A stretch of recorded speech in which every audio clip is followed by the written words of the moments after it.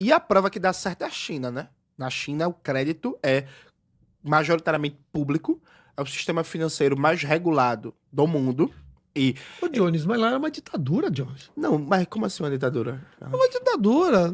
Não tem liberdade individual, você não tem liberdade de imprensa, o funcionamento da justiça. E eu não vou comparar com a justiça, neste momento, justiça brasileira, que tem acertos e tem erros, e muitos erros também, né? Mas é ditadura. Como também quando a gente pensa em Cuba, que realmente tem a educação para todo mundo, Perfeito. que tem um sistema de saúde que não é muito desenvolvido, mas atende a todo mundo, sem dúvida alguma. Sim. Mas também é uma ditadura. Ninguém pode falar nada contra, que o couro come e a cana é longa. Então, eu acho meio complicado quando a gente fala assim, mas vamos usar o sistema chinês para fazer com que todo mundo, ou a gestão seja diferente. Bom, mas lá, cara, é uma outra história, né? Então, veja, Carlos, a gente poderia passar muito tempo debatendo a realidade chinesa. Eu, enquanto um comunista atuando no Brasil, eu prefiro pegar o que eu acho que são exemplos positivos e aplicáveis à realidade brasileira da China. Então, vamos abstrair só um pouquinho nesse momento o debate se a China é uma ditadura ou não.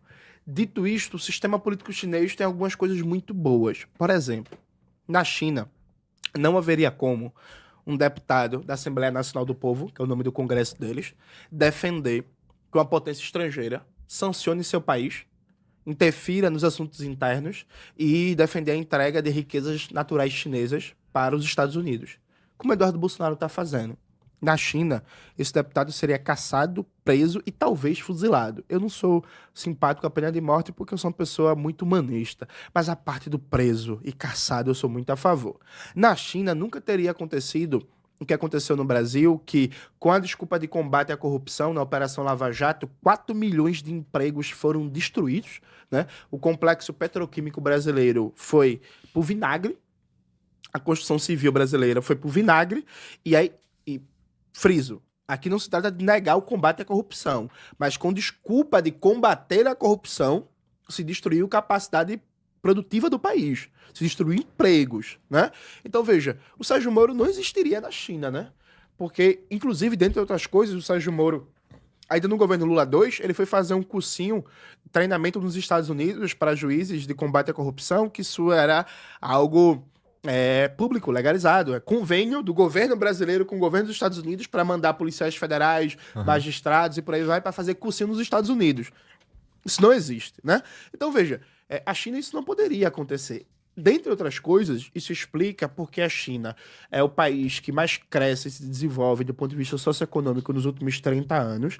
E no Brasil, a gente tem, por exemplo, é um dos países que tem uma das maiores reservas de petróleo do mundo, mas não tem a capacidade suficiente para refinar todos os derivados de petróleo que precisa. O povo paga uma fortuna no gás de cozinha, na gasolina, no óleo diesel, a gente está importando, e poços do pré-sal, assim como outros campos de petróleo, estão sendo entregues para grandes empresas estrangeiras explorar. Inclusive, elas ficam com todo o lucro da exploração, só precisa pagar 7% em cima do lucro final abatido os custos, né?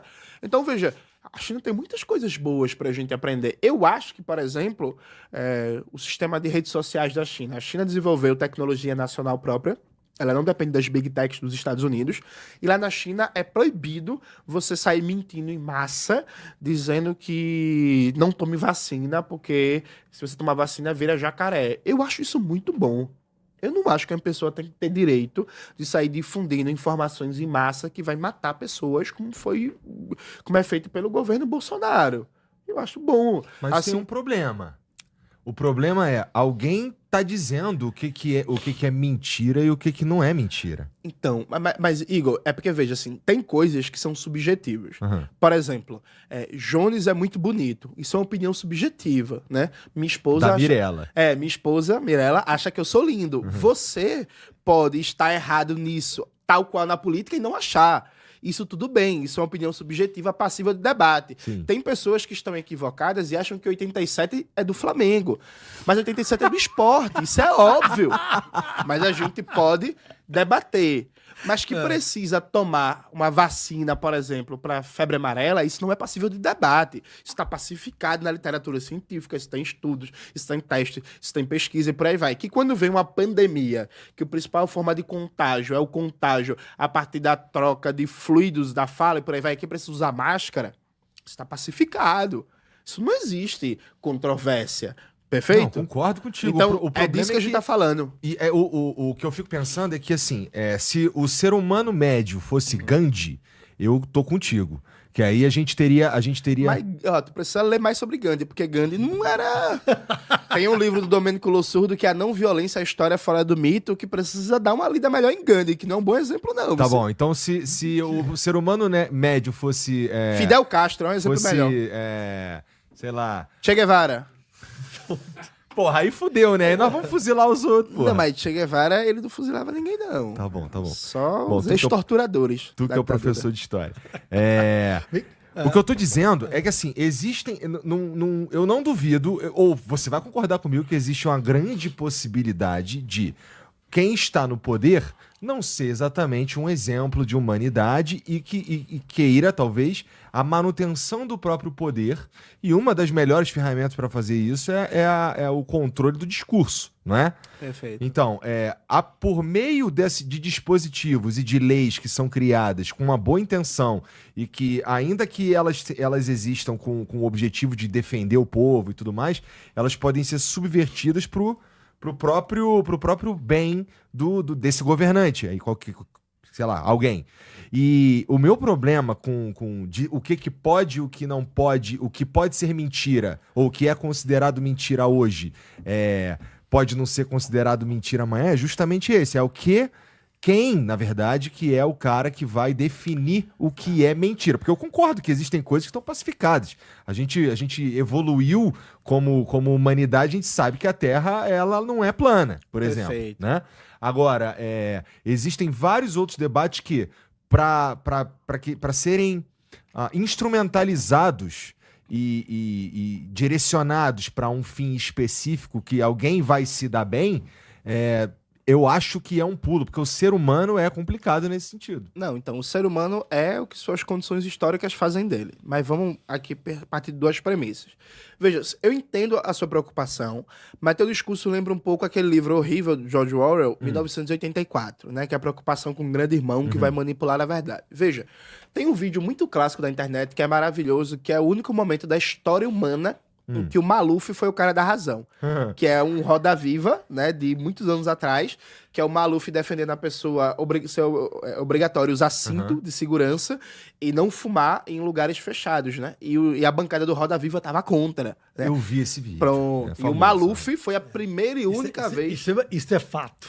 Isso é história. Na história humana que o Maluf foi a voz da razão. Veja, viver em sociedade parte do pressuposto que tem várias decisões que vai escapar do indivíduo, do eu individual. Inclusive, se a gente for para a psicanálise, o Freud, ele fala que o processo de desenvolvimento de um superego é você conter vários seus desejos e impulsos imediatos, né? Não há como viver em sociedade se você quiser satisfazer de imediato todos os seus desejos e impulsos. Você precisa ter um princípio de realidade que organiza, inclusive, a satisfação dos impulsos dionisíacos e variadas formas de desejo.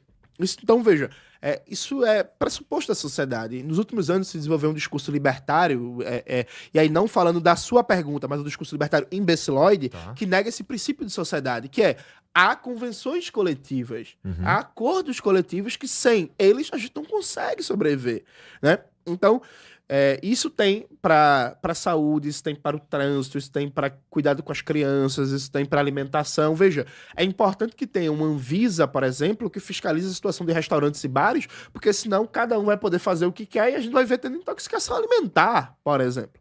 Qual é a grande questão? Nós, enquanto comunistas, a gente não defende confiar em governo, a gente defende descentralizar os mecanismos decisórios, criando o que a gente chama de poder popular. Então, quem é que vai decidir o que é permitido ou não, o que deve ser estimulado ou não nas redes sociais, a partir da dinâmica de governança algorítmica? A gente vai decidir isso de baixo para cima, a partir de conselhos populares que vão estabelecer um plano de governança algorítmica. Então, por exemplo, Vamos decidir, vamos debater nos locais de moradia, de estudo, de trabalho, nas universidades, nas assembleias populares, como é que a gente quer que funcione a internet. O que a internet vai estimular, o que a internet vai desestimular. Pode discurso racista? Pode não. Opa, o algoritmo vai jogar para baixo. Pode discurso machista? Pode não. Pode pedofilia? O vídeo do Felca mostrou agora que se você ficar nas redes sociais pesquisando conteúdo pedófilo, a rede social vai ficar te entregando. Sim. Pode não. Pode discurso negacionista contra a vacina? Pode não. Pode discurso dizendo que, fazendo fake news contra povos indígenas, dizendo que é tudo ladrão que tá roubando a Amazônia e tal? Pode não. Pode discurso mentiroso sobre nióbio e grafeno contra indígenas, quilombolas? Pode não. Pode ficar dizendo que se o filho for gay, bate nele que ele deixou de ser gay? Pode não. E aí você define isso de baixo para cima a partir de mecanismos, porque veja, hoje inclusive as tecnologias da informação dão possibilidades para a gente de mecanismos de democracia direta, de democracia participativa, né, que com um ambiente realmente democrático, democratização da comunicação, as pessoas com tempo, né, fim da escala 6 por 1, transporte digno, né, uma jornada de trabalho diária de 5, 6 horas. As pessoas têm capacidade de participar plenamente das decisões importantes para a sua coletividade, percebe? Então é isso que a gente defende, porque veja, se a gente for entrar nessa lógica, tem uma figura que é famoso porque é filho de gente importante, né, que isso acontece muito no Brasil, que é jornalista hoje em dia da Globo News, para você ver o nível, que era uma figura que defendia comércio de órgãos. E aí vinha com essa... Joel Pinheiro, viu? Da Fonseca, pra quem não conhece. E aí vinha com esse discurso, não, liberdade individual, cada um faz o que quer. Carlos, o que aconteceria se tivesse comércio de órgãos no Brasil? Nossa. Hoje no Brasil, 30% das famílias... Aliás, hoje no Brasil, as famílias brasileiras, 30% da sua renda é consumida só com pagamento de dívidas. Aí imagina a pessoa poder vender um fígado pra pagar uma dívida. Um rim. Um rim, sabe? Então assim... O fígado não, mas o rim sim. Porque o fígado... O fígado é único. O fígado é único, Mas perfeito. o rim certamente venderia. Então, assim, eu acho que a gente não tem que ter medo de fazer um debate sobre o que são convenções coletivas. Agora, a questão é o modo. Veja, a gente defende desconcentrar poder. O modelo que a gente defende não é um Estado superpoderoso, inchado e tal. É uma esfera política que emane de baixo para cima, construindo um poder popular, até porque a tradição marxista-leninista é uma tradição de conselhos. O nome da República Socialista Soviética vem de Soviets. Soviet significa conselhos em russo. Então a gente quer que as decisões sejam tomadas de baixo para cima e que a vontade geral da população, democraticamente construída e pacificada, se expresse nas decisões do Estado socialista. Que ia ser uma beleza, hein? Tu ia gostar tanto. Eu não sou bilionário, né? Então, se você, Exatamente. se você falou aí que é os bilionários que vão ficar putos, não é comigo.